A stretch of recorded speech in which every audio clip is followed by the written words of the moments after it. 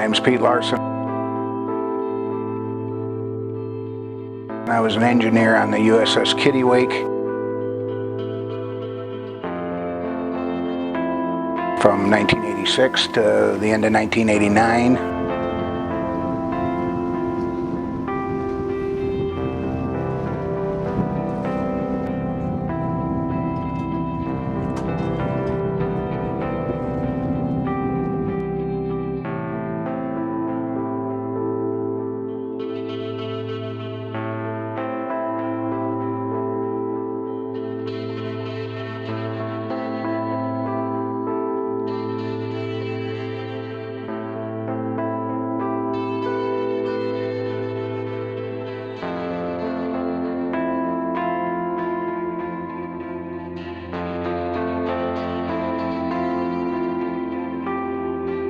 When we jumped in and swam towards the wreck, I was thinking about what it was going to look like when it came up to me, and thinking about how I saw it on the pier last time I walked away from it. Lucky number 13. It's on its port side, leaned over. I could tell it was the Kittiwake. I particularly looked at the decks because I remember how much they painted all the time. I just thought I'd see, an inch and a half of paint holding the ship together, and it wasn't like that.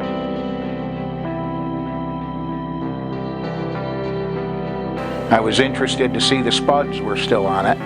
2 of those are still there, and that's what they call the orange floatsins that are on each side. They called them spuds. And I didn't remember that until we had swam up to them, and I actually touched one and I went, spuds, that's what they called them. That was pretty neat to see those again, and kind of brought back some memories.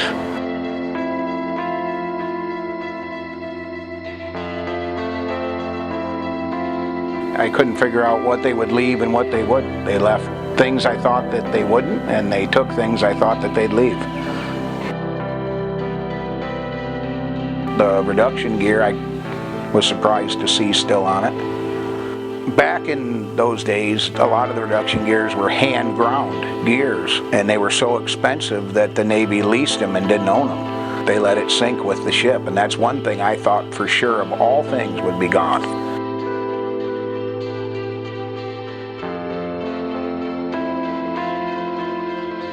There were a few cutouts I stuck my head in. I'm like, yeah, okay, I remember that. And then there were some places we went, and I'm like, I have no idea what room this is.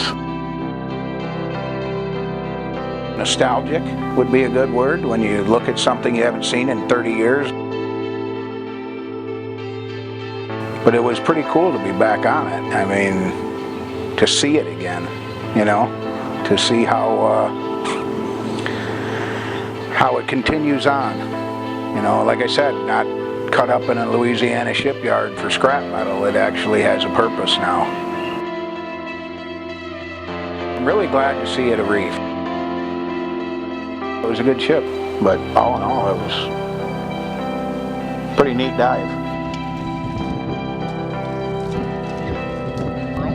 They leased them for like 50 years and had to